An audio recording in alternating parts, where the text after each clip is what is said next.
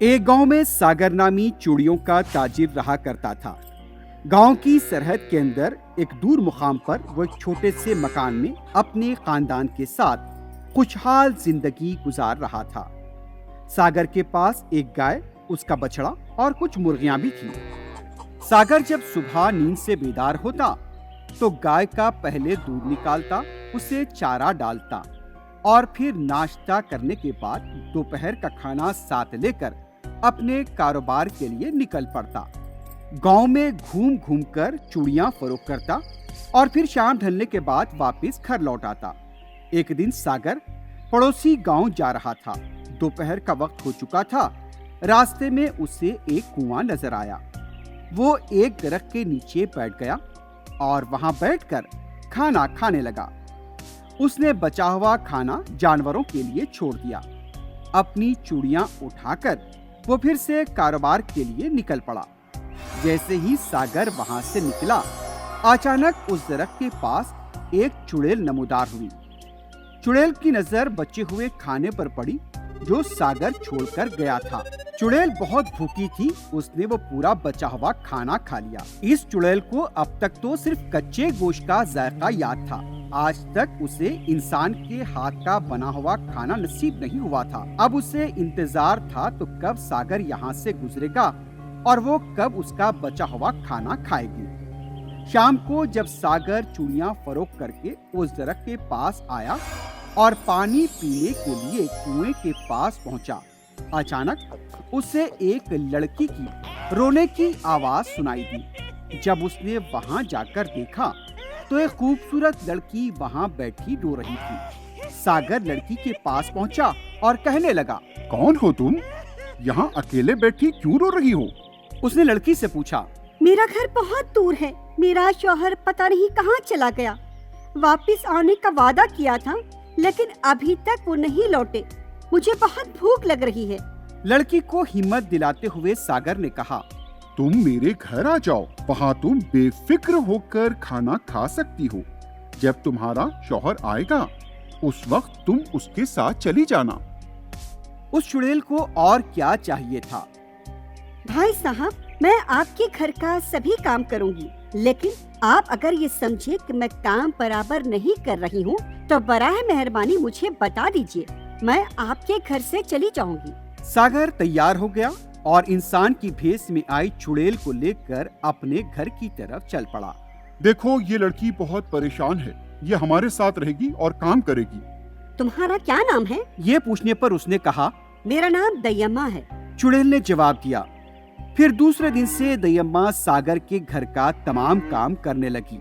घर साफ करती, गाय और उसके बछड़े को पानी पिलाती। सागर की तरफ से गाय का दूध निकालने के बाद वो दोनों को चराने के लिए ले जाती और फिर बाद में सागर की बीवी का काम भी कर देती। दयम्मा के घर आने से सागर और उसकी बीवी को काफी आराम मिल गया था। सागर के घर में अच्छा माहौल बन चुका था। ऐसे ही वक्त गुजरता गया। एक दिन एक त्योहार आया। पूरे गांव में खुशी का माहौल था। सागर का कारोबार भी बहुत अच्छा हुआ। सागर जब कारोबार करके रात घर लौटा तो घर में सब लोग खाना खाकर आराम से सो रहे थे। सागर की बीवी पलंग पर तो दयम्मा नीचे चटाई पर सो रही थी। सागर की बीवी उठना नहीं चाह रही थी, इसलिए उसने दयम्मा से कहा, शायद वो आ गए हैं। दयम्मा, जाकर दरवाजा खोल दो।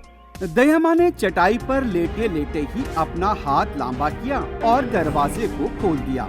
दयम्मा की इस हरकत को जैसे ही सागर की बीवी ने देखा, वो खौफजदा और सहम गई। उसे तो यकीन ही नहीं आ रहा था कि दयम्मा ऐसा हरकत कर सकती है। दयम्मा इंसान नहीं है, वो कुछ और है। कल रात उसने हाथ लंबे करके दरवाजा खोल दिया। उसकी हरकतों से डर लग रहा है मुझे। कहाँ से उठा लाया आप उसे? सागर को अपनी बीवी की बातों पर यकीन नहीं आया। तुम बेकार के परेशान हो रही हो। ये तुम्हारा वहम है। परेशान मत हो तुम। लेकिन सागर के दिल में दयम्मा के बारे में शक शुरू हुआ। सागर जब घर के अंदर दाखिल हुआ तो दयम्मा सो रही थी। उसे नींद से उठाकर पूछने की उससे हिम्मत नहीं हुई। दयम्मा इंसान है या कोई और? सागर की बीवी को दयम्मा पर शक होने लगा था। और सागर भी परेशान था। दयम्मा को घर से निकालने का अब सागर मंसूबा बनाने लगा, लेकिन कैसे उसे यहाँ से निकाला जाए वो इस पर ही अब गौर करने लगा। लेकिन उसे दयम्मा की पहली बात अचानक याद आ गई। दयम्मा, हमारे घर के आसपास पहाड़ और जंगल है। यहाँ पर जंगली जानवर आने का खतरा लगा रहता है, इसलिए मैं घर के अतराफ दीवार बनाना चाहता हूँ। दयम्मा तो एक शैतान थी। उसने सबसे पहले ईंटें बनवानी शुरू की और एक ही दिन में दीवार भी खड़ी कर दी। दीवार के अंदर उसने वहाँ पर कई दरख्त भी लगा डाले और एक खूबसूरत बाग भी वहाँ पर बना डाला। गांव वालों को भी पता चल गया कि दयम्मा कोई सीधी साधी औरत नहीं है। अब गांव वाले यही सोचने लगे कि अब दयम्मा को इस गांव से निकालना चाहिए। वो सब मिलकर अब इस पर ही गौर करने लगे। सागर भी यही सोचने लगा था। गांव वाले भी अब यही चाहते थे कि दयम्मा को यहाँ नहीं रहने देना चाहिए। सागर, तुम दयम्मा को बाहर निकालो या फिर तुम गांव से चले जाओ। सागर के घर के अतराफ गांव वालों का हुजूम जमा हो गया। गांव वाले सागर के लिए मुश्किलात पैदा करने लगे। एक दिन जब सागर का खानदान घर के बाहर खड़ा था, एक बिल्ली चूहे का पीछा करते हुए वहां पर पहुंच गई। वो चूहा एक छोटे से सुराख में जाकर छुप गया। ये सब सागर का बेटा देख रहा था। दयम्मा, दयम्मा, चूहे को बाहर निकालो दयम्मा।